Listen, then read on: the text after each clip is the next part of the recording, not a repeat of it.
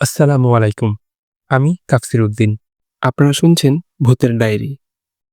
আজকের গল্পটি সংগ্রহ করা হয়েছে একটি পুরনো ব্লগ সাইট থেকে।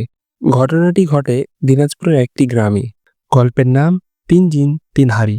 আপনি যদি আমাদের চ্যানেলে নতুন হয়ে থাকেন তাহলে চ্যানেলটি সাবস্ক্রাইব করে দিন আর পাশে থাকা বেল আইকনটি বাজিয়ে দিন। কারণ আমি নিয়মিত এমন ভৌতিক রহস্যজনক ও বাস্তব ঘটনার উপর ভিত্তি করে গল্প শুনিয়ে থাকি। চলুন তাহলে শুরু করি আজকের গল্প। ঘটনাটি ঘটেছে রফিকুল ইসলামের সাথে। তিনি যেভাবে গল্পটি লিখেছেন আমি সেভাবে পড়ার চেষ্টা করব। ঘটনাটি আমাদের গ্রামের। আমি রফিকুল ইসলাম। আমার বাড়ি দিনাজপুরে। সঙ্গত কারণে আমি গ্রামের নাম বলবো না। আমার গ্রামে একটি পালং গাছ আছে। দেখতে বটগাছের মতোই, কিন্তু জোর থাকে না। সেই পালং গাছের নিচে এক বৃদ্ধ লোককে স্বর্ণের হুক্কা খেতে দেখা যেত। গ্রামের অনেক মানুষই দেখেছে তাকে, কিন্তু সবাই জানে জায়গাটা হন্টেড। ওখানে রাতের বেলা তো দূরের কথা, দিনের বেলা সেখানে যেতে সবাই ভয় পায়। ওই পালং গাছের সাথে এক লোকের জমি ছিল। বিকেল বা সন্ধ্যার দিকে ওই জায়গায় সে প্রায় যেত। তো একদিন ৩টা জিন তাকে ৩টা টাকার হাড়ি দেখায়। বলে, তুমি যদি আমাদের দলে চলে আসো তাহলে তোমাকে এই টাকাগুলো দেব। তো যথারীতি সেই ব্যক্তি টাকার লোভে হোক আর এমনি হোক রাজি হয়ে যায়। তো রাজি হওয়ার পরে তাকে আর জিনগুলো টাকা দেয় না। বিভিন্নভাবে আজ না কাল বলে ঘুরাতে থাকে। প্রায় ১ মাস লোকটাকে ঘোরায় তারা। তো লোকটা অবশেষে বিরক্ত হয়ে গ্রামের একজনের কাছে শেয়ার করে যে কিভাবে আমি এই টাকাগুলো আনবো। এবং একটা জিনিস বলে রাখি, লোকটা যখন জোর করে টাকার হাড়ি আনতে যেত তখন হাড়িগুলো মাটির নিচে তলিয়ে যেত। সে কোনো অবস্থাতেই টাকাগুলো আনতে পারতো না। গ্রামের লোকটা অ্যাডভাইস দিল যে তুমি একটা কাজ করো, তুমি ৩টা গরুর হাড় সাথে নিয়ে যাবে। যদি তোমাকে টাকা দিতে না চায় তাহলে তুমি হাড় ৩টির ওপরে গরুর হাড় রেখে দিবে। তো সেদিন সে টাকার হাড়ি আনতে গেল। ২টি জিন রাজি হচ্ছিল, কিন্তু একটা জিন কিছুতেই রাজি হচ্ছিল না। সে লোকটাকে কাপড় থেকে হাড় ৩টি বের করে যথারীতি হাড়িগুলোর উপরে রেখে দিল। কিন্তু এবার আগের বারের মতো হাড়িগুলো মাটির নিচে তলিয়ে গেল না, শুধু কাঁপতে থাকলো এবং জিন ৩টা গায়েব হয়ে গেল। তো সে যথারীতি আরাম করে হাড়ি ৩টি উঠিয়ে নিয়ে আসে এবং একটি ঝোপের ভেতর লুকিয়ে রাখে এবং বাড়ি চলে যায়। এরপর রাতে তিনি সেখানে আসে এবং হাড়ি ৩টি নিয়ে নিজের ঘরের খাটের নিচে পুঁতে রাখে এবং তার স্ত্রীকে বলে জায়গাটা সুন্দর করে ভরাট করে দাও যেন কেউ বুঝতে না পারে। এর পরের দিন একটি ঘটনা ঘটে। সেই লোকটা কোনো কারণে পাগল হয়ে যায়।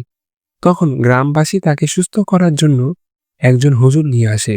তো সেই হুজুরের একটা বিশেষত্ব ছিল যে তার ২টি স্ত্রী ছিল। একটি স্ত্রী ছিল মানুষ আর একটি ছিল জিনদের মেয়ে। যথারীতি সেই হুজুর চলে আসে। এসে একটি বালতি পানি রাখার পাত্র নেই। সেই বালতিতে কিছু পানি নেই এবং গ্রাম থেকে একজন লোক নেই। সে লোকের ভালো করে চোখ বেঁধে বলে সে পানিতে তাকাও। লোকটি চোখ বাঁধা অবস্থায় পানিতে তাকায় আর তিনি সব দেখতে থাকে এবং সব বলে দেয় যে কি ঘটেছিল। তারপরে সেই হুজুর বলে, আপনারা কি কেউ টাকা এনেছেন জিনের কাছ থেকে? তখন তার স্ত্রী বলে যে আমরা টাকা আনিনি, অর্থাৎ সে অস্বীকার করে। তখন গ্রামবাসী মনে করে হয়তো হুজুর মিথ্যা বলছে। তো যাই হোক, তখন সেই হুজুর বলে, আপনারা যদি আমাকে বিশ্বাস না করেন তাহলে আপনারা ১০ জন আসেন। আপনারা যদি বালতিটা উঁচা করতে পারেন তাহলে বুঝবেন আমি মিথ্যা বলছি। তো যথারীতি ১০ জন আসে, বালতিটির ভেতরে পাশ ঢুকিয়ে ১০ জনে উঠানোর চেষ্টা করে, কিন্তু উঠাতে পারে না। তখন হুজুর বলে, আমি সেই জিনগুলো ধরতে চেষ্টা করছি, হয়তো আমি জিনদের ধরতে পারবো না। তখন দেখা গেল ঘরের ভেতরে অনেক কিছু ছিল, যেমন ধান, আরো কিছু জিনিসপত্র উড়ে উড়ে বাইরে পড়ছে একটি নির্দিষ্ট জায়গার ভেতরে। অবশেষে ঘরটা শান্ত হয়ে গেল। তখন হুজুর বলল, আমি ঘরটা শান্ত করে দিয়েছি, কিন্তু টাকা ফেরত না দিলে ওরা ছাড়বে না। যদি টাকা নিয়ে থাকেন ফেরত দিন। এরপরে হুজুরকে বিদায় দেওয়া হলো। হুজুরকে বিদায় দেওয়ার পরেও ওই লোকটা সম্পূর্ণরূপে পাগল। লোকটির স্ত্রী কিছু কিছু টাকা নিয়ে গ্রামের জমি কিনতে থাকে। তখন গ্রামের মানুষ বলে, তোমরা তো দরিদ্র, তোমরা জমি কেনার টাকা কই পাও?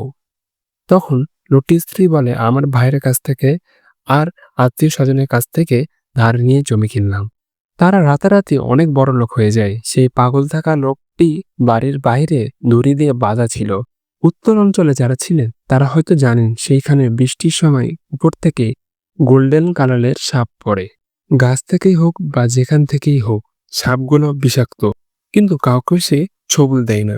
সেই লোকটা যখন বাধা ছিল, তখন একটা সাপ উপর থেকে পড়ছিল। সেই লোকটা তখন বাঁধন ছিঁড়ে দিয়ে দৌড় দিয়ে একটা সাপের মাথা ছিঁড়ে পুরোটা খেয়ে ফেলে। এর ১ সপ্তাহ পরে লোকটি মারা যায়। অনেকের ধারণা যে লোকটিকে সে গাছতলায় হুক্কা খেতে দেখা যায়। সে আর কেউ নয়, সে ওই পাগল লোকটি।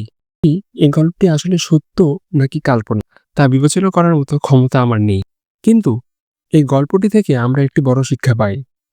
লোভ কখনোই ভালো ফল বয়ে আনে না। অচেনা অজানা শক্তির সঙ্গে জড়িয়ে পড়া কখনোই নিরাপদ নয়। যত বড়ই লোভ হোক না কেন, কখনো কখনো যা আমাদের লোভের মনে হয়, তা হতে পারে জীবনের সবচেয়ে বড় বিপদ। আরেকটি বিষয়, সত্য লুকিয়ে রাখলেও কখনো তা চিরকাল চাপা থাকে না। প্রকৃতির একটা নিজস্ব নিয়ম আছে, যেটা একসময় সত্যকে প্রকাশ করে দেয়। তাই জীবনকে সহজভাবে গ্রহণ করাই ভালো। অতিরিক্ত লোভ বা শর্টকাট পথে কিছু পাওয়ার চেষ্টা অনেক সময় সর্বনাশ ডেকে আনতে পারে। এই ছিল আজকের গল্প ৩ জিন ৩ হাঁড়ি। গল্পটি যদি ভালো লেগে থাকে তাহলে একটা লাইক দিয়ে দিও। আর কমেন্ট করে জানাও তোমার মনে সবচেয়ে ভয়ের মুহূর্তটা কোনটা ছিল। এমন আরো গল্প পেতে চাইলে আমাদের চ্যানেলটি সাবস্ক্রাইব করে রাখো আর পাশে থাকা বেল আইকনটা বাজিয়ে রাখো, যাতে নতুন ভিডিও এলে তুমি সবার আগে জানতে পারো। পরবর্তী গল্পে আবার দেখা হবে ইনশাআল্লাহ। ততদিন ভালো থেকো, সুস্থ থেকো। আসসালামু আলাইকুম।